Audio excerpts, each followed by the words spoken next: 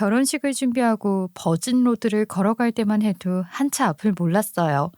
선자리에서 만나게 되어 서로 나쁘지 않은 조건이다 생각이 들어서 제 나이 34살에 결혼을 하게 되었는데, 이렇게 말도 안 되는 집안일 거라고는 정말 아예 상상조차 하지 못했습니다. 작정하고 속이려고 들면 정말 머리끝부터 발끝까지 가면을 쓰고 있는 게 어려운 일은 아니라고는 하지만, 결혼 전에 정말 저를 속여 먹으려고 연기를 했다는 걸 생각하면 정말이지 대단하다, 이 말밖에는 나오지가 않네요. 저에게는 세상에서 제일 착한 시어머니인 것 마냥 굴었거든요. 세상에, 시자 붙은 사람치고 며느리를 정말 딸처럼 생각하는 사람 없다고들 하지만, 이렇게까지 앞뒤가 다르게 굴 것이라고는 상상도 못했죠. 내가 우리 아들에겐 정말 관심이 하나도 없어. 특히 아들 살림이 어떻게 꾸려지고 있는지는 더더욱 관심 없는 사람이니까 내가 참견할 거라는 걱정은 애초에 버려. 알겠지? 우리 거리를 살짝 두고 살아야 서로 편한 법이다. 제사가 있는 집안이긴 하지만 그렇게 크게 형식 차려가면서 지내는 건 아니니까 걱정하지 말고. 명절에나 대가족이 한번 모이는 거지 생일 같은 건 간단하게들 하는 편이니까 사람들 걱정 많이 안 해도 되고. 시어머니는 저에게 안심해도 된다며 인터넷에 돌고 도는 그런 집안 아니라는 식으로 말을 했고, 저는 시어머니의 말을 철석같이 믿었죠. 뭐 약간의 오차는 있을지언정 빈말을 하진 않을 거라 생각을 했기 때문이었어요. 요즘 시대에 뭐 그런 집안 많이 있잖아요. 세대를 거치면서 점점 모든 형식적인 것들이 간소화되는 집안. 요즘 사람들 누가 일일이 제사 지내고 시댁 챙기고 친정 챙기면서 살겠어요? 물가가 올라서 자식 하나 낳으면 키우는 데 들어가는 돈이 3억이라고 하던데, 각자 먹고 살기에 집중하는 그런 시대잖아요. 딱 요즘 시대에 걸맞은 집안, 그게 우리 시댁이라고 생각을 했어요. 시댁 식구들이 웃으면서 살살 저를 달랬고 저도 의심하지 않았고요. 저는 게다가 회사에 다니고 있었고 맞벌이 부부니까 그만큼 존중을 받을 거라고 생각을 하기도 했어요. 한마디로 별 걱정을 안 하고 결혼했다, 이 말입니다. 하지만 이런 평화가 오래오래 지속이 되었으면 제가 왜 냅다 사연부터 갈기고 있겠어요? 결혼을 하고 딱 6개월이라는 시간이 지나고 정말 축복처럼 새 생명이 저희 부부에게 찾아오게 되었어요. 뱃속에 아이를 품고 있다는 게 상당히 감동적인 일이기도 하고 정말 가슴이 벅차오르더라고요. 뭐라고 설명을 해야 할지 모르겠지만 태몽도 딱히 꾼 것이 없는데 갑작스러운 선물처럼 기적처럼 찾아오게 된 아이에 저희 부부는 참으로 기뻐했어요. 그런데 제가 임신을 했다는 소식을 전하니 시어머니가 저를 불러다 앉혀놓고 이러더라고요. 이제는 말이다, 우리 집안의 가풍에 익숙해질 시점이 온 것 같다.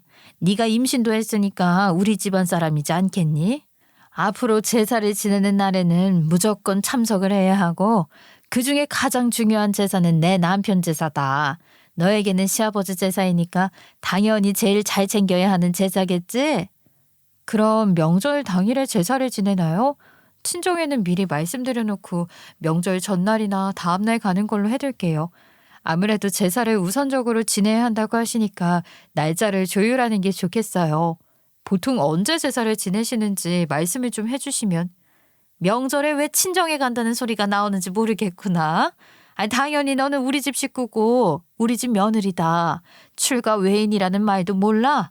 우리 집에 시집을 왔으면 당연히 우리 집 규율에 맞춰 살아야지. 제사를 언제 지낼지 나도 모른다. 이제 친정은 금전적으로 도움을 받을 때 빼고는 없는 사람 취급을 해야 한다, 이 말이야. 명절이든 행사든 무조건 시댁이 우선적으로 되어야 해. 네? 갑자기 이렇게 말씀하시면 제가 뭐라고 대답을 해야 할지 모르겠네요. 저를 낳아주신 부모님이 떡하니 계신데 어떻게 친정을 모른 척하라 말씀을 하실 수가 있어요. 저도 가족이 있고 부모님이 있는데 어떻게 명절이든 행사든 무시를 하고 시댁만 챙길 수 있겠어요? 그건 아니죠. 우리 집안은 양반 집안이라서 한번 시집을 온 며느리들은 출가 외인임을 뼛속까지 새기고 살았다. 대대손손 그런 전통을 물려받았다, 이 말이야. 이제 우리 집 가풍에 적응을 해야 할 시기라는 생각이 들어서 통보하는 거다.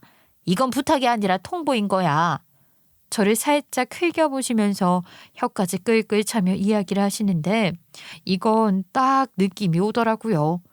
제가 혹시라도 초장부터 출가 외인이다, 며느리는 이 집안의 모든 일을 감내해야 한다 하고 말을 하면 도망이라도 가겠다고 할까 봐 임신을 할 때까지 기다렸다가 도망을 갈 수 없는 타이밍에 말을 했다는 것을 말이죠. 어쩐지 신혼생활 다들 열심히 즐기고 결혼 2, 3년 차에 아이를 가진다고 하던데 저에게는 핏줄이 제일 중요한 거라면서 빠르게 임신을 하라고 난리를 칠 때 알아봤어야 했는데 제가 너무 가면을 쓴 시댁의 모습에 속아서 하루빨리 임신을 하고 내 가정을 이루는 게 가장 큰 행복이겠다고 착각을 했던 게 잘못이었던 거죠. 그 자리에서 아무 말도 못하고 있는데 우리 남편이 제 편을 들어줄 거라는 일말의 기대가 있긴 했거든요. 근데 글쎄 남편 놈이 쏠랑 시어머니 편을 들고 있더라고요. 제가 곤란해하는 눈빛을 보내도 내내 무시를 하고 있더니만 결론은 자기네 집 법에 따라라 이 말을 하고 싶었던 거죠. 우리 엄마 말이 무조건 법이니까 그렇게 하도록 해. 집안의 가장 어르신 말을 들어서 나쁠 게 없어. 우리 엄마가 오랜 시간 동안 이렇게 살면서 배운 게 얼마나 많겠어. 결혼 전에는 무슨 하늘의 별도 따다 주겠다더니만 이제 와서 저한테 이것도 해라 저것도 해라 하는 시어머니 말을 따르라고 하니까 제가 당연히 어이가 없을 수밖에 없죠. 결혼하기 전에는 손에 물 한 방울 안 묻힐 수 있도록 해주겠다. 집안일도 반반하자 했던 놈이 제가 임신까지 했는데 집안일은커녕 재활용 쓰레기 버리러 가는 것도 투덜거리고 있더라니까요. 사람이 아무리 화장실 들어가기 전이랑 나올 때 마음이 다르다고 해도 임신한 와이프 부탁 하나 제대로 들어주지 않는 놈이라니 제가 속이 쓰릴 정도로 후회가 되더라고요. 솔직하게 말을 해서 그 자리에서 임신을 했든 말든 그냥 자리를 박차고 나왔어야 했는데 이렇게 살 바에는 이혼을 하겠다고 말을 했어야 했는데 저는 덜컥 겁이 나고 말았어요. 막말로 제가 결혼 6개월 만에 이혼을 해서 혼자 아이를 키우면서 먹고 살 수 있을까 하는 생각이 절로 들더라고요. 당장 일도 그만둔 마당에 애를 어떻게 키울 수 있겠어요? 물론 다시 취직을 하면 된다고는 하지만 저는 사람들을 만나는 게 익숙치 않았고 오히려 새로운 사람들을 만나는 것에 대한 두려움도 있었어요. 아무리 아이를 친정집에 맡긴다 한들 사실 우리 친정집에서 도와줄 수 있는 상황도 아니기도 했었고 그건 제가 어릴 때 친 사고 때문이었어요. 이걸 사고라고 표현을 해도 될지 모르겠지만 그 일로 인해서 저희 가족 모두가 마음고생을 좀 심하게 했거든요. 금전적인 부분도요. 이 이야기를 하자면 꽤 많은 시간을 거슬러 올라가야 하네요. 제가 고등학생 때 일이었는데 사실 제가 정말 어마어마하게 왕따를 당했었던 학교라는 사회의 피해자였어요. 당시 저는 공부도 잘하고 선생님들에게 예쁨도 받는 아이였었거든요. 아무래도 성적이 좋으니까 당연히 선생님들이 저를 예뻐할 수밖에 없었죠. 학교마다 명문대에 진학할 법한 아이들을 상당히 밀어주곤 하잖아요. 내신도 잘 주고. 근데 저희 친정집은 생각보다 돈이 별로 없는 집안이라서 제가 학원 하나 다니지 않고 혼자 공부해서 성적을 올린 거였어요. 우리 반에는 저처럼 성적이 좋은데 질투가 많은 친구가 하나 있었는데 걔가 저 때문에 어쩔 수 없이 만년 2등 자리를 꿰차고 있는 친구였거든요. 그 아이는 제가 학원을 안 다니지 않으니까 혹시라도 고액과외를 받고 있는 것은 아닐까 생각했나 보더라고요. 제가 얼마나 유명한 과외 선생님한테 무슨 과외를 받는지 궁금했던 그 아이는 학교가 끝난 뒤에 몰래 저를 미행했던 거예요. 근데 제가 좀 못 사는 집들이 모여있는 동네에 들어가서 다세대 주택에 들어가니까 이 아이는 당연히 제가 고급 브랜드 아파트에서 고액 과외를 받을 줄 알았는데 이상하다 싶었던 거죠. 제가 다니던 고등학교가 꽤 좋은 동네에 있었고 부자애들도 많이 다니는 학교였거든요. 저는 사실 그 학교에 배정을 받을 줄 몰랐었죠. 그리고 고등학교를 뺑뺑이 돌려서 진학을 하는데 제가 선택을 할 수 있는 입장도 아니었고요. 제가 살고 있는 다세대 주택까지 그 학교로 진학하는 구역이라고 하더라고요. 저는 그냥 배정받은 학교에 간 것뿐인데 남들은 제가 당연히 잘 사는 아이, 비싼 아파트에 살고 고액 과외를 받는 아이라고 정의를 내렸던 거죠. 하지만 실상은 그런 것과 전혀 거리가 멀었고요. 제가 아무런 사교육도 받지 않고 허름한 다세대 주택에서 살고 있었다는 사실을 만년 2등이 학교에 소문을 낸 겁니다. 쟤 진짜 가난했는데 잘 사는 척하려고 우리 학교 들어온 거라더라. 고액가회 그런 거 없이 그냥 죽어라고 공부하는 것 같던데. 대단하긴 하지. 학원도 안 다니지 않아? 근데 왜 그렇게까지 해서 잘 사는 애들이 모여있는 학교에 진학을 했을까? 여기서 팔자 한번 제대로 펴보려고 그랬던 거 아니야? 어? 브랜드 아파트 사는 애가 아니라 다세대 주택 저쪽에 있는 거지 동네에 사는 애라고? 와, 진짜 충격이다. 학원도 안 다니면서 맨날 어떻게 1등 자리를 안 놓쳐? 이거 설마 학교 선생님들한테 뭐 다른 방식으로 로비라도 해서 시험 문제 유출이라도 받은 거 아니야? 그렇지. 그게 맞는 거 같지? 그게 아니면 말이 안 되는 거지. 나는 학원에 몇 개나 다니고 있는데 고작 저런 그지한테 시험 점수를 밀린다는 게 말이 안 되잖아. 아무래도 학교 선생님들한테 돈 찔러 주고서는 시험지 미리 받는 것 같아.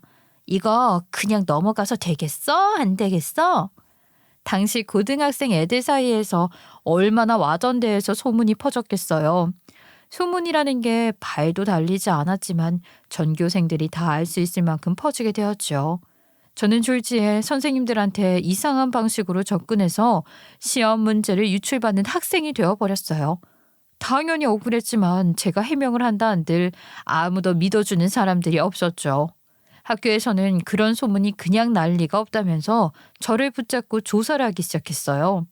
학교에 가면 수업 시간에 상담교사, 교장이 불러다가 저를 추궁했고 저는 그 조사를 받느라 수업도 못 듣고 교내에 퍼진 이상한 소문들의 주인공이 되어서 해명을 하고 다녀야 했어요.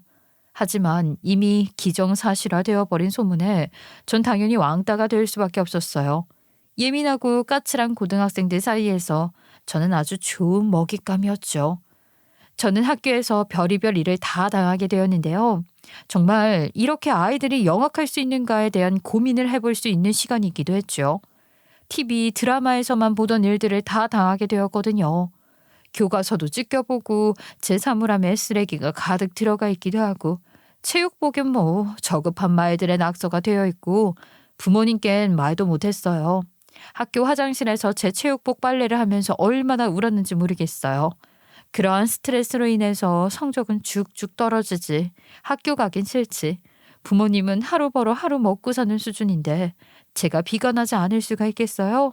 그때부터 2년이라는 시간을 어떻게든 버티다가 결국 고3에 학교도 자퇴를 해버리고 저는 공부에 손을 놓고 스트레스를 풀겠다면서 게임에 빠지게 되어버렸어요.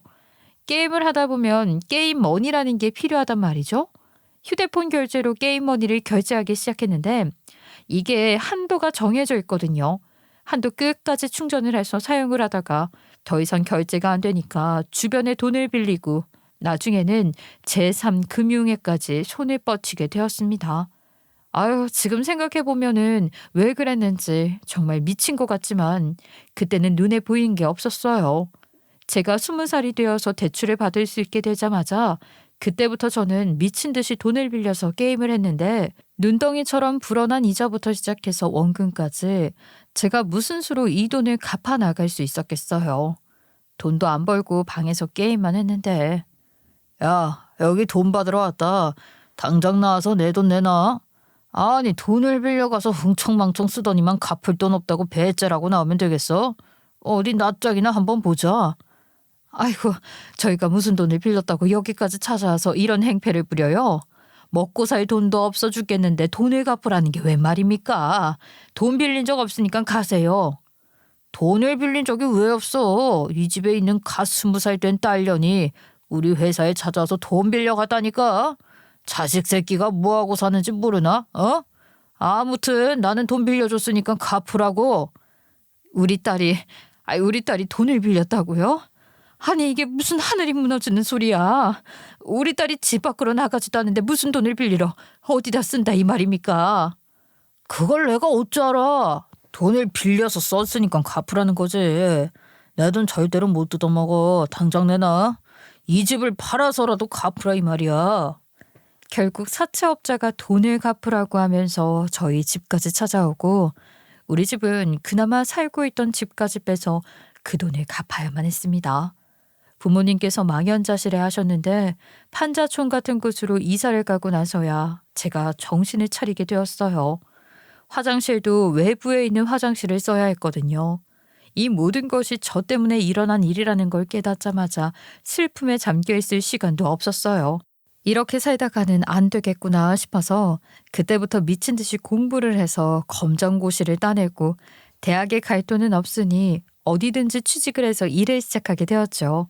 취직을 해서도 대학 하나 못 나온 사람이다라며 무시를 당하고 온갖 또 수모를 다 겪고 버티면서 돈을 벌다가 능력을 인정받아서 다른 회사에 스카우트가 되고 이직을 하고 하면서 커리어를 쌓기 시작했습니다.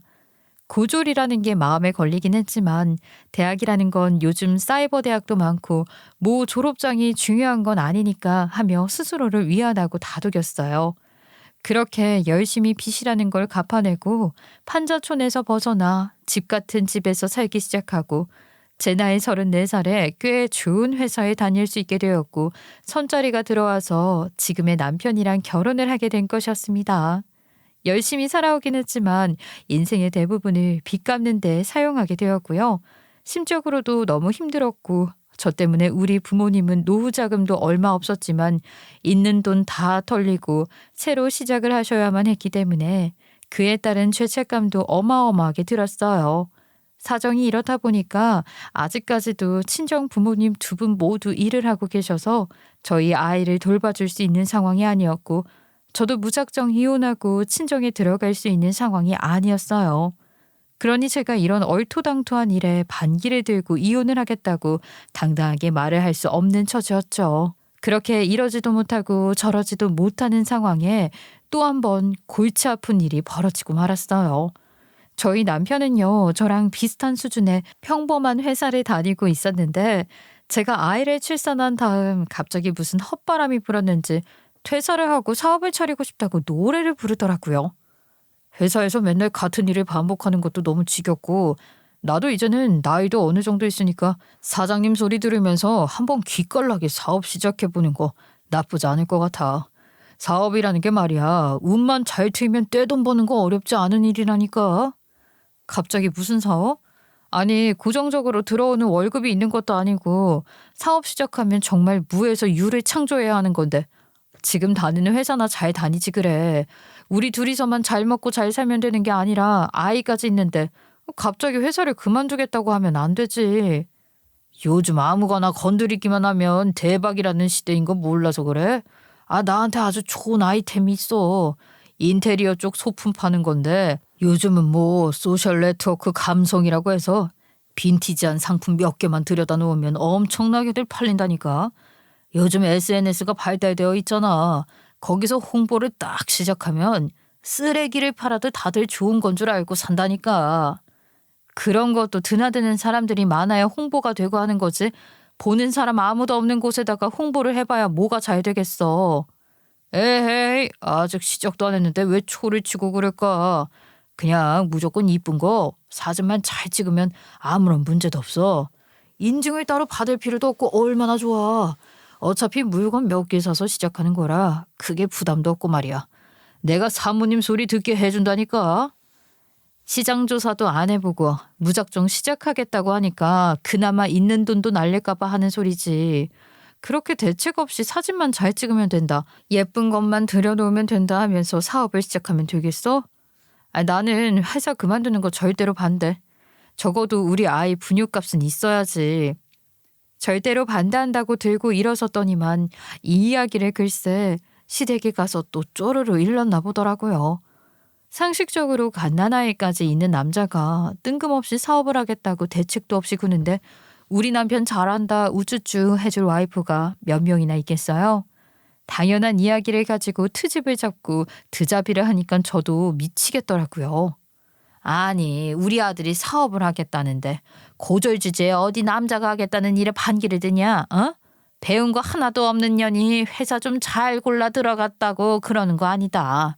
그게 뭐 네 실력으로 얻은 자리겠니? 운이 좋아서 들어간 자리지. 그리고 말이야, 너 지금 회사 그만두고 백수 아니냐? 옆에서 남편 사업이나 잘 도와줄 생각을 해야지.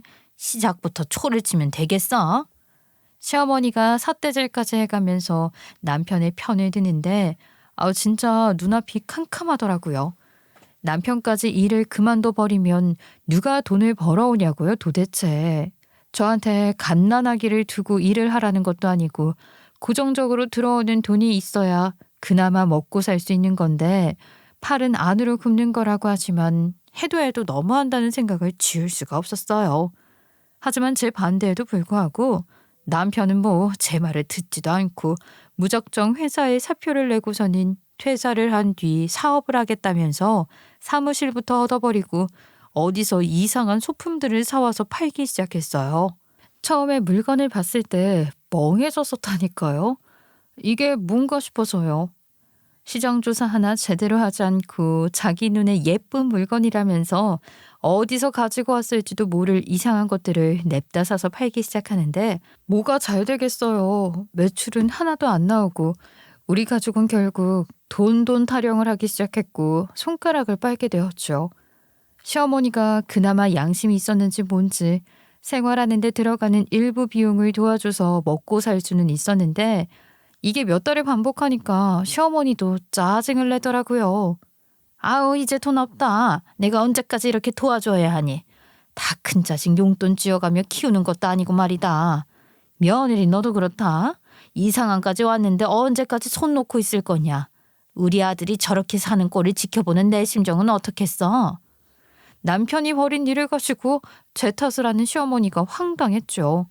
당연히 아이가 있으니까 가장이 책임감을 가져야 하는 부분이라고 생각을 했었는데 아들 탓은 하나도 없고 내내 제 탓만 하는 거예요. 시어머니가 우리 부부를 불러놓고 말을 하는데 제가 그냥 가만히 듣고만 있었어요. 남편에게 정신 차리라고 한마디 하는 건 줄 알았는데 듣다 보니까 시어머니가 하는 잔소리가 전부 저한테 하는 소리더라고요. 애미가 되어서 말이야. 밖에 나가서 돈이라도 벌어올 생각을 해야지. 언제까지 우리 아들 사업이 잘 풀리기만을 기다릴 거야. 아유 나 같으면 징직에 시장 가서 나물이라도 팔아서 집안에 보탬이 되려고 노력을 했겠다. 우리 아들이 사업 탄탄하게 기반 쌓는 동안 네가 나가서 돈 벌어와야 하는 거 아니냐? 우리 아들이라고 책임감을 안 가지겠어? 마음의 부담감이라도 줄여줘야지. 이거는 뭐 혼자서 생각할 수 있는 부분까지 하나하나 알려줘야 하는 건지. 아유 이래서 고졸인 건가 싶다. 어머님, 현실적으로 제가 아이도 키우고 있는데 어떻게 나가서 돈을 벌어오겠어요. 하루 종일 밖에서 일을 하면 아이는요? 아이는 누가 보고요? 이가 회사에서 아이를 데리고 출근할 것도 아닌데 그렇다고 친정 부모님께서 아이를 봐주실 수 있는 형편도 아니시고요. 방법이 왜 없겠어? 생각을 하지 않으니까 방법도 보이지 않는 거지. 너네가 지금 살고 있는 집부터 팔어. 그리고 합가해라. 내가 애 봐줄 테니까 넌 나가서 돈 벌어와. 그러면 일석이조 아니겠니? 집 팔아서 사업자금도 두둑하게 마련하고 생활비도 쓰고. 아이 합가를 하면 되는구나. 내가 그 생각을 왜 못했지? 진짜 그렇네. 돈도 마련하고 아이도 엄마가 봐줄 거니까 여보가 나가서 일을 할 수 있는 거고. 와, 이 생각을 못했던 게 바보 같다. 당장 학가하자. 학가는 무슨 학가야. 죽어도 못해. 지금 생활도 힘든데 제가 학가를 하면 더 스트레스를 받을 것 같아요. 어머님, 처음에 잘 지내려면 서로 멀리하고 살아야 한다고 하셨었잖아요. 저 솔직히 그 말에 너무 동의해요. 같이 살면 부딪힐 일도 많을 거고 서로 생활 습관 달라서 눈에 안 좋게 보이는 점도 많을 텐데 학가는 아닌 것 같아요. 어머, 얘 말하는 것 좀 봐라. 내가 너 잡아먹겠니? 돈 아끼라고 일부러 배려해줬더니 안 들어오겠다고? 네가 언제까지 돈도 없이 버틸 수 있을 것 같아. 나가서 돈 벌어라. 엄마가 학가하자고 하면 개꿀 아니야? 당신은 애 맡기고 돈 벌고 난 사업하고 우리 먹고 사는 거 문제 하나도 없잖아. 나는 우리 엄마가 정말 현명하다고 생각해. 어떻게 이런 기가 막힌 생각이 딱 나오냐? 이게 바로 삶의 연륜이 아닌가 싶네. 저는 일부러 대꾸도 하지 않고 그 자리에서 입을 꾹 다물었죠.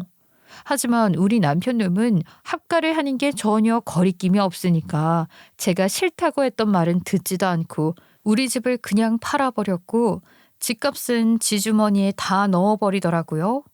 그 뒤에 당당하게 오갈 곳 없으니까 방법이 있겠냐면서 시댁으로 합가를 해버렸고요. 나 참, 돈 없는 게 이렇게나 서러운 일일 줄은 상상도 못했습니다. 저는 애까지 데리고 이삿날 이삿짐 옮기는데 진짜로 죽을 맛이었어요. 남편 새끼는 출근해야 한다고 쏙 사라졌거든요. 짐이 뭐 얼마나 된다고 그 비싼 이삿짐 센터 직원까지 부를 일이 있냐. 세간살이 몇 개 옮기는 건데 대충 하자. 너랑 나랑 옮기기 시작하면 별거 아니다. 그렇게 말하길래 이사는 좀 도와주려나 보다 했더니만 시어머니 본인은 애 데리고 있고 저랑 용달차 운전사랑 일하러 온 사람 하나랑 셋이 진짜로 짐을 옮기라고 시키는데 정말 오래간만에 그렇게 무거운 것들 들고 움직이는데 죽는 줄 알았어요. 시어머니는 제가 무슨 강철로 만든 사람인 줄 아는 건지 침대 옮겨라, 책상 옮겨라 하는데 진짜로 미치겠더라고요. 합가를 하고 난 다음부터 정말 제대로 된 지옥이 펼쳐지게 되었습니다. 그 전까지의 일들은 전부 맛보기 수준이었던 것처럼 말이죠. 집안일은 전부 제 몫으로 떠넘겨져 온 건 물론이었죠. 아이고 이제 나도 좀 살림살이에서 벗어날 수 있겠네. 일도 잘하고 말도 잘 듣는 종 같은 며느리가 왔는데 내가 굳이 집안일을 해야겠니? 네가 나서서 이제 집안 살림 좀 살피고 그래라. 나도 뒷방 노인네처럼 뒷짐지고 얌전히 구경이나 좀 하자. 우리 아들이 벌어오는 돈으로 살고 내 집에서 공짜로 얹혀 사는 주제 집안일이라도 해야 하지 않겠니? 너무나도 당연하다는 듯이 당당하게 저에게는 종 같은 며느리라고 말을 하는데 기가 막혔지만 저는 찍소리도 하지 못했죠. 남편이 벌어오는 돈 시어머니의 집이라고 선을 그으며 말하는데 제가 무슨 말을 더 할 수 있겠어요? 제사 때도 저는 기름 냄새를 맡으면서 튀기는 기름에 화상까지 입어가며 전을 부쳐야만 했고 모든 허드렛 일은 전부 제 책임으로 돌아오게 되었습니다. 시어머니가 맡겨둔 세탁물까지 제가 가지고 와야 했는데 일을 하지 않으면 저에게 생활비도 주지 않겠다고 말을 하니 너무 힘들었어요. 그놈의 돈이 뭔지, 왜 제 목을 이렇게나 죄어오는 건지. 차라리 결혼하기 전에 제 커리어를 쌓고 제 월급을 가지고 취미생활하며 살았던 삶이 그립더라고요. 남편은 사업이 잘 돼가는 건지 망해가는 건지 소식도 없고 맨날 그렇게 홍보를 해야 한다면서 휴대폰만 주야장창 붙잡고 있었어요. 여보, 나 지금 청소도 하고 빨래도 널어야 하니까 애 좀 봐줄 수 있어요? 뭐가 불만인지 자꾸 칭얼거리는데 당신이 좀 안아주고 달래줘 봐요. 휴대폰 좀 그만 보고요. 나 지금 바빠. 홍보할 게 태산인데 무슨 애를 봐달라고 그래? 내가 지금 노는 것처럼 보여? 당신이 애 얻고서는 집안일 하면 되잖아. 제가 아이를 돌보는 것을 도와달라고 말을 해도 듣는 척도 하지 않더라고요. 저는 너무나 답답했지만 아이는 커가면서 돈이 많이 들지 친정에는 기댈 수가 없지. 그러니까 거의 미쳐가고 있는 수준이었습니다. 남들도 다 이렇게 살고 있을 거야. 혼자 상상하면서 말이죠. 사람이 적응이 되면 점점 무기력해지고 반항도 하기 싫어지는 상황이 오게 되더라고요. 시키는 일만 잘하면 욕먹을 일은 없었으니까요. 제가 왕따를 심하게 당했어서 그런 건지 뭔지 그저 시키는 일만 하고 조용히 반항하지 않으면 아무 탈 없을 거라 믿으면서 살았어요. 근데 아니더라고요. 그저 저를 호구 취급만 한 것이었지 제가 평온하게 살고 있는 게 아니라는 걸 알게 되었죠. 그냥 저는 너무나도 부려먹기 편한 사람, 그 이상도 그 이하도 아닌 타인이었던 겁니다. 저의 인생을 다시 한번 바꾸게 된 그날은 시아버지의 제삿날이었어요.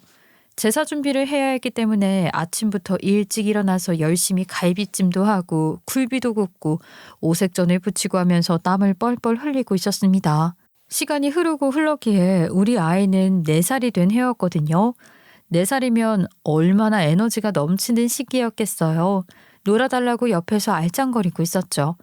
남편은 그날도 일이 바쁘다면서 나갔다가 오후에 온다고 했고 시어머니는 TV를 보면서 손 하나 까딱하지 않고 이것저것 일을 시키고 있었는데 정말 몸이 세 개였으면 좋겠더라고요.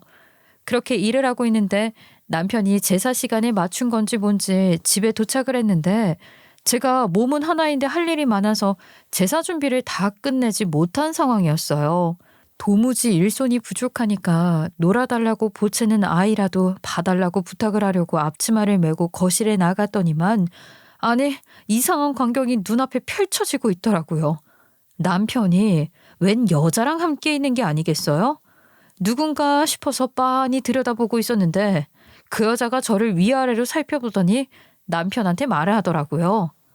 아, 이 여자가 맨날 그렇게 말을 하던 종 같은 며느리? 내가 이 자리에서 할 말은 아니다 싶긴 한데 당신도 사람 보는 눈 정말 없다. 아니다. 정말 집안일 하나는 잘할 수 있는 종 들여온 거니까 보는 눈이 좋은 건가? 남편이 깔깔거리면서 고개를 끄덕이는데 이게 무슨 개 상황인가 싶더라니까요. 그쪽은 누구신데 저한테 종 같은 며느리라는 무례한 말을 뱉으시는지요? 초대를 한 적도 없는 손님인데 남의 집에 왔으면 예의를 차릴 줄 알아야지. 그런 말을 함부로 뱉으시는지. 저희 집 제삿날에 무슨 일로 오셨는데요? 저도 화가 나서 딱딱하게 말을 하니까 저한테 다가오더니 저를 슬쩍 밀치는 게 아니겠어요? 근데 제사 준비해 보신 분들은 잘 아시겠지만 오랜 시간 쭈그려 앉아서 일을 해서 그런지 다리가 너무 저렸고 살짝 밀친 힘에 뒤로 나둥글다가 전 부친다고 올려둔 기름에 달궈진 뒤집개를 잘못 치게 되었어요. 그 뒤집개가 하필이면 제 다리에 직통으로 떨어졌고 뜨거워서 어쩔 줄 몰라 하고 있는데 그 여자가 깔깔거리면서 막 웃더니만 저한테 비웃듯이 말을 하더라고요. 그렇게 미련스럽게 사니까 이런 취급이나 당하는 거 아니겠어요? 본인이 서 있을 자리는 본인 하기 나름인 거죠. 매번 그렇게 종 부리듯이 부려지는 거에 익숙해지니까 이런 수모를 당하는 거지. 아우 비켜요. 앞으로 내가 제사상 차릴 테니까 너는 빠져. 우리 시아버지 제사를 당신이 뭔데 차리겠다고 해? 설마 지금 바람이라도 피우는 여자야? 당신 미쳤어? 어떻게 시아버지 제삿날 상간녀를 데리고 제사를 지내겠다고 집에 찾아와. 당신 진짜 사람도 아니다. 우리 아이가 이렇게 버젓이 눈앞에 있는데 상간녀를 데리고 올 생각을 한다고? 아니 아무리 머리가 비었어도 그렇지 이런 짓을 하고도 당신이 사람이야? 아이씨 재수없게. 상간녀가 뭐야 상간녀가. 내가 사랑하는 사람한테 그런 더러운 수식어 붙이지 마. 솔직히 당신이랑 나랑 뭐 사랑해서 결혼했어?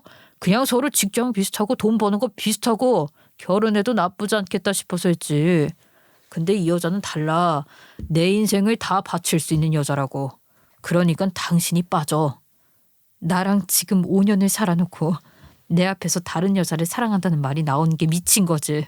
어떻게 조강지처가 여기 떡하니 있는데 내가 진짜 이 현실이 너무 현실처럼 느껴지지 않아서 머리도 안 아프다. 당신이야말로 어디 지능에 문제 있는 거 아니야?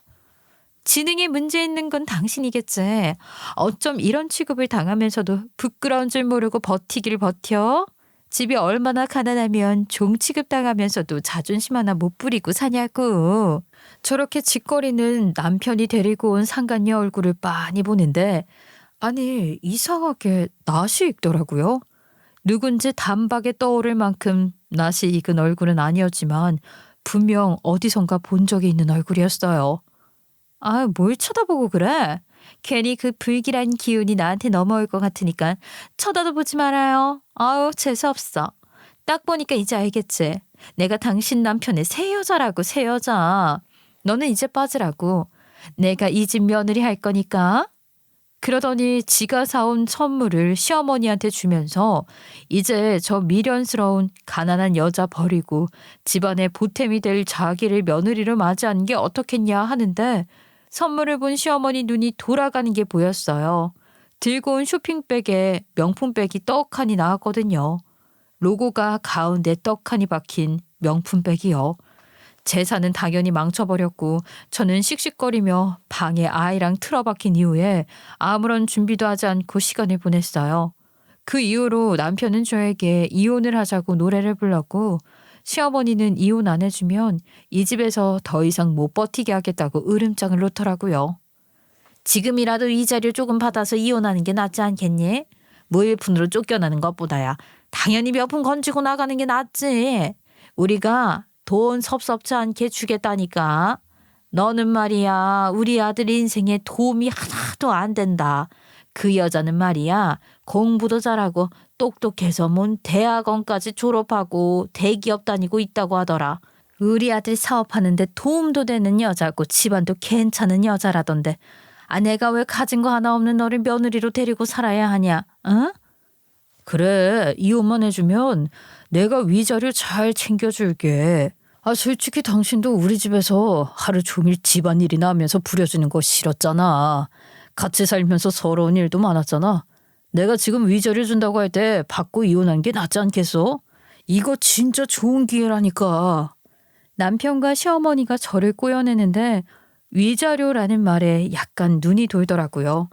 이 집안에서 이렇게 허드렛 일이나 하면서 사느니 애랑 같이 나가서 사는 게 나을 것 같다는 생각이 머릿속을 지배하고 있었고요. 아이가 어린이집에 다닐 수 있는 나이니까 직장에 다니면서 일을 할 수 있을 것 같았어요. 섭섭치 않게 주겠다는 위자료가 얼마나 되는데? 그래, 내가 위자료 얼마나 줄지 드러나 보고 그럼 이만 이 집에서 나가주던가 할게. 나도 손해보는 장사는 하고 싶지 않거든. 5천만 원, 5천만 원 줄게. 솔직히 법원에서 위자료 주라고 해봐야 1, 2천만 원이면 끝이야. 근데 내가 그 몇 배를 주겠다니까. 5천만 원이면 먹고 살만 하잖아. 아니, 5천만 원으로 우리 아이랑 지낼 전셋집 하나 못 구해. 전셋집이 뭐야? 원룸도 요즘 5천만 원으로 구할 수 있을까 말까 하겠다. 그 정도 푼돈으로는 이혼 못하니까 더 이상 이혼 이야기 꺼내지 말고 그 여자랑도 정리하는 게 좋겠네. 내가 상간녀 소송 걸어서 쪽팔리게 만들어버리기 전에. 그 여자를 놓치는 것보다야 큰돈 한 방에 쓰는 게 낫지. 남자놈이 뭐 그리 배포가 없고 그래. 아, 1억 주마. 1억이 어디 쉬운 돈이냐? 평생 가도 못 만질 수도 있는 돈인데 내가 1억 지어줄 테니까 이제 그만 우리 아들이랑 이혼해라. 우리 아들도 술술 풀리는 인생 살아야지. 어머님이 명품백 선물 받으시더니 눈이 돌아도 완전히 돌았나 봐요. 종년 취급하던 며느리한테 1억이나 주겠다고 하시고. 아, 좋아요. 이혼할게요. 1억이라는 돈이 생긴다는데 어떻게든 먹고 살 길이야 만들어내면 되는 거지. 나도 속 시원하게 도장 찍고 싶었는데 잘 됐네. 저는 바로 이혼하겠다고 했고 서류를 준비하고 양육권, 친권을 조율하는 데 시간을 조금 쏟았어요.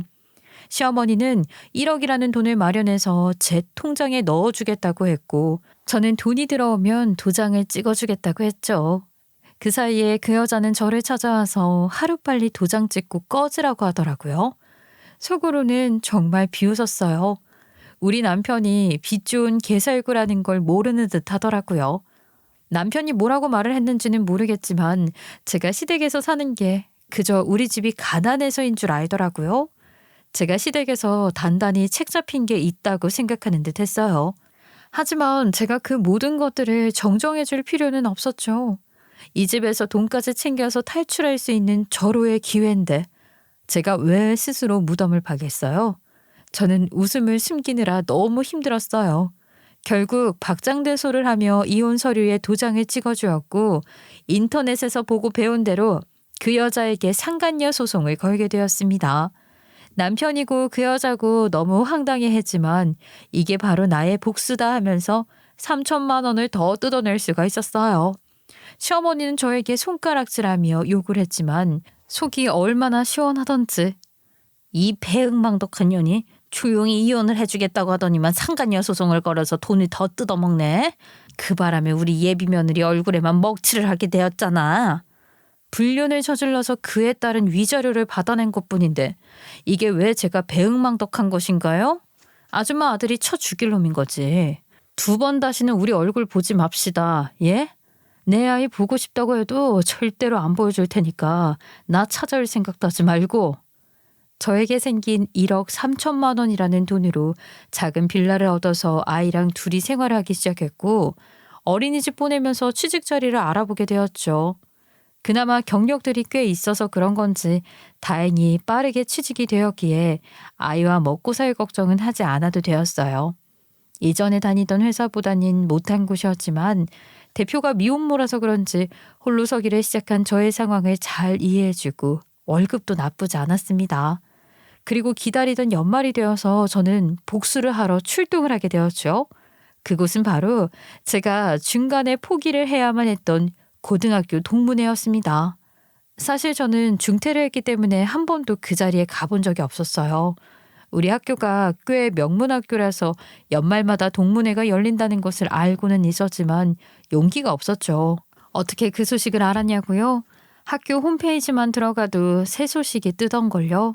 저는 당당하게 긴장된 마음을 숨기고 동문회에 찾아갔습니다. 많은 사람들이 하하호호 웃는 분위기에서 제가 찾아야 할 사람을 찾았죠. 그건 바로 남편의 상간녀였습니다. 처음에는 못 알아봤지만 얼굴을 계속 보니 점차 기억이 되살아나더라고요. 그 여자는 끝까지 저를 못 알아본 듯 했지만 저는 딱 알아봤죠. 저를 왕따시킨 주동자, 만년 2등이었단 사실을 말입니다. 사실 제가 고등학교를 자퇴하고 난 다음에 사채빚을 지고 결국에는 이름을 바꿔버렸거든요. 과거의 잘못들, 저를 괴롭힌 기억들을 전부 다 버리고 새 인생을 살고 싶다고 하니 우리 부모님께서 개명을 해보는 게 어떻겠냐고 권유를 하셨어요. 내가 철학관 가서 알아보니까 네 이름에 들어가는 한자가 네 기운을 막는다고 하더라. 이런 미신 안 믿는 사람이었는데 아무래도 자식에게 자꾸 나쁜 일이 일어나니까 내가 안 믿을 수가 있나. 이 중에 이름 마음에 드는 거 하나 골라서 개명하자. 그리고 뭐 다들 20살 넘으면 쌍꺼풀 수술 정도는 기본으로 하잖아요. 저도 20대 중반에 쌍꺼풀 수술을 했는데 눈매가 달라지니까 인상도 바뀌더라고요. 저는 그 가해자 민지를 마음에 평생 담아둘 정도로 기억을 해둬서 얼굴이 좀 바뀌었어도 기억을 했는데 그년한테 저는 그 정도 존재도 아니었나 보더라고요. 그렇게 괴롭히던 저를 못 알아보더라고요. 우리 남편이 개명 후 이름을 말을 해서 그럴지도 모르겠지만 저를 못 알아봤다는 것에 더 열이 받긴 하더라고요. 동문들 중에서도 꽤 이름을 날린 건지 뭔지 주변에 사람들이 가득한데 제가 그 자리에 나타나니까 소름 돋는다는 얼굴로 주변부터 살피더니 저에게 다가와 조용히 말을 하더라고요. 상간녀 소송 걸어서 위자료까지 받아냈으면 끝난 거지. 도대체 여기는 왜 나타난 거야? 나한테 무슨 쪽을 어떻게 주려고. 이거 명예훼손으로 소송 걸 수 있는 거 알지? 내가 조용히 경고할 때 그냥 뒤돌아서 나가. 괜히 사람들 앞에서 일치지 말고. 내가 여기 못 올 자리도 아니고 올만 하니까 왔지 민지야. 나는 너를 알아봤는데 너는 나를 못 알아보더라. 그때도 가해자더니 이번에도 가해자였네. 저를 빤히 보던 민지는 그제야 나를 알아본 건지 갑자기 사색이 되어서 손을 벌벌 떨더라고요. 너 설마 어떻게 네가 그 전교 1등이란 말이야. 너 설마 처음부터 알아보고 이런 복수를 하려고 준비했던 거야? 진짜 소름이다. 내가 너를 처음부터 알아본 건 맞지만 복수를 준비한 건 아니지. 전 남편의 상간녀가 되어서 내 앞에 당당히 나타날 땐 언제고. 이제 와서 내가 다 계획한 일처럼 몰아가고 그래? 사람 서운하게. 내가 이 나이를 먹도록 너라는 그늘 안에서 피해자로 살 줄 알았어? 넌 나한테 그만한 가치도 없어. 나도 억울한 게 한두 가지가 아니거든? 고등학생 때도 왕따 시킨 적 없는데 지 혼자 왕따인 줄 알고 학교 자퇴한 거잖아. 괜히 나한테 죄책감 씌우려고 말이야. 끝까지 뻔뻔하게 나오네. 나는 사과라도 할 줄 알았는데 그 당시 일은 알만한 애들은 다 알지 않았을까? 네가 없는 소문 진짜인 것처럼 만들었잖아. 여기 있는 애들 대부분 다 그때 일 기억하지? 나만 피해자 만들고 나만 이상한 애 만들었던 거. 우리 집이 좀 가난하다고 해서 나를 왕따 시킨 거. 그러니까 다들 그제야 제가 누군지 눈치를 챈 건지 아무 말도 못하더라고요.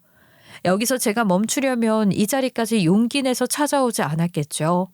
제가 상간녀 소송에서 이긴 자료를 뿌려버렸어요. 미리 프린트를 해가는 준비성을 보여주었죠. 그러니까 사람들이 하나둘 그 종이를 줍더니만 민지를 향해서 수군거리더라고요. 민지는 발악을 하면서 종이를 줍기 바빴는데 제가 거기서 민지를 내려다보면서 말을 했죠. 그 새끼 똥차야. 너 아직 모르지? 내가 버린 쓰레기 주워가줘서 고마워 이 쓰레기통아. 그놈은 개살구도 못 되는 인간 쓰레기야. 버리고 싶어 죽는 줄 알았는데 돈까지 쥐어주면서 쓰레기 처리를 해준다고 하니까 너무나도 고맙지 뭐니? 과거 일은 그 돈으로 사과받은 거라고 생각할게. 아무 말도 못하는 그년을 뒤로하고 저 동문회를 빠져나왔고요. 어떻게들 알았는지 제 휴대폰으로 연락이 쏟아지더라고요. 저에게 욕을 하는 만년 2등 민지부터 시작해서 무슨 일인지 궁금해하는 동문회에 있었던 사람들까지 전부 다요. 저는 일부러 궁금해하라고 소문이 부풀려지기를 기대하면서 모조리 씹어버렸습니다. 그렇게 1년이라는 시간이 지난 뒤에 연말에 또다시 동문회에 일부러 찾아갔더니만 민지가 없더라고요. 제가 두리번거리면서 찾으니까 누군가 다가왔어요. 혹시 내가 기억이나 날지 모르겠어. 우리 고등학교 1학년 때 같은 반이었는데. 미안해. 그때는 어렸다는 핑계를 대기엔 너무 많은 상처를 주었던 것 같아. 민지랑 같이 동조해서 너를 왕따시키고 힘들게 했던 거 사과할게. 받아주지 않아도 돼. 근데 혹시 민지 찾으러 온 거야? 민지는 그때 너에게 준 상처 아마 고스란히 돌려받고 있는 것 같더라. 그게 무슨 소리야? 민지는 오늘 안 나타난 것 같은데. 걔 무슨 일 있어? 고스란히 돌려받고 있다는 게 뭔지 자세하게 말해줄 수 있어? 이런 말을 해도 되는지 모르겠지만 걔 네 전 남편이랑 결혼했잖아. 결혼하고 임신을 했는데 임신하자마자 걔네 시댁에서 본색을 드러냈다고 하더라. 네 전 남편이 잘 나가는 사업가인 척하면서 민지를 꾸며낸 거라고 하더라고. 없는 돈으로 명품 브랜드 선물 공세를 하면서 말이야. 민지가 대기업 연구실에서 일했던 거 알지? 월급이 빵빵하니까 민지랑 결혼하면 그 월급으로 먹고 놀 생각했던 것 같더라고. 그 인간이 그런 마음을 먹었을 줄 알았지. 인간 쓰레기를 못 알아보고 걔도 참 헛똑똑이다. 둘 다 똑같은 인간들끼리 만난 거 아니겠어? 민지 걔도 홀라당소 가서 잘 나가는 사업가랑 결혼하면 돈 안 벌고도 편안하게 살 수 있을 거라 생각을 했나 보더라. 그래서 네 전 남편에게 속아서 결혼을 했나 봐. 그 시어머니가 처음에는 엄청 잘해주는 척 하더니만 임신까지 한 민지 부려먹더래. 그걸로 끝이 아니래. 네 전 남편이 민지한테 사업 자금 필요하다면서 친정에서 돈 가지고 오라고 윽박을 지르고 그랬다더라. 처음에는 간이고 쓸개고 다 빼줄 것처럼 굴더니 다 이익을 챙기려고 한 행동이었던 거지.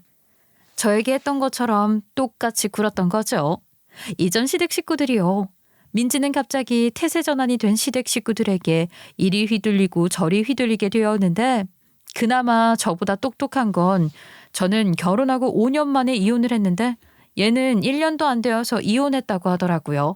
뱃속에 아이를 가진 채로요. 결국 혼자서 출산 준비했다더라고요. 민지네 친정에서도 돈이란 돈은 다 뜯기고 이혼했다고 민지 사람 취급도 안 한다 하대요. 임신을 하는 바람에 잘 나가던 대기업도 그만두고 말이에요. 거기다가 회사에까지 상간녀라고 소문이 쫙 났대요. 동문들 중에 대기업 다니는 사람이 한둘이겠어요? 명문고에 부잣집 자녀들이 다니던 학교였는걸요. 인생 한순간에 말아먹은 거죠 뭐. 서로 욕심에 바람 피우고 결혼까지 했는데 치고받고 싸웠다고 하더라고요. 내 돈 내놔라, 네 돈 내 돈이 어디 있냐 하면서 말이에요. 결국 뭐 건진 건 하나도 없이 민지는 실업자에 미혼모 됐고요. 전 남편은 2번이나 이혼한 놈이 되어버렸대요. 사업? 애초에 성공할 길도 전혀 보이지 않았던 것이긴 하지만 완전히 시궁창에 처박혔다고 하더라고요. 사업하면서 버려둔 일들 수습한답시고 이전 시무가 집까지 팔아서 전 남편 도와줬다고 하던데 지금은 전 남편 술독에 빠져 산다고 하더라고요. 이전 시어머니는 집안일 혼자 하려니까 죽을 맛이겠죠. 민지는 집에서 쫓겨나 임신 막달이야. 무슨 미혼모 센터 들어가서 지낸다 하는데 쓰레기랑 쓰레기가 만나서 분리수거도 안 되게 되어버렸으니 지 인생 쪽박찬 거죠. 그것도 스스로요. 인생사가 참 웃기면서도 희한한 것 같다는 생각이 들었어요. 결국 저에게 잘못을 저지른 민지가 제 전 남편이라는 쓰레기한테 물리는 바람에 제대로 죗값을 치른 거잖아요. 저는 손 안 대고 코품격으로 민지한테 벌을 내릴 수 있게 되었고요. 암튼 남의 눈에 눈물 나게 하면 안 되고 착하게 살아야 한다는 걸 절실히 느끼게 되었습니다. 동문회에서 그 소식을 들은 이후에 저는 2번 다시는 동문회에 가는 일이 없었고요. 고등학교 친구들 연락처 또한 저장해두지 않았지만 모조리 차단 걸어버렸습니다. 저는 속 시원한 마음을 안고 회사 잘 다니면서 아이 키우고 있는 중이에요. 저희 친정 부모님께 죄송한 마음이 가득한데 또 딸이라고 저를 이해해 주시고 보듬어 주셔서 마음 편안하게 먹고 지내려고 노력하고 있어요.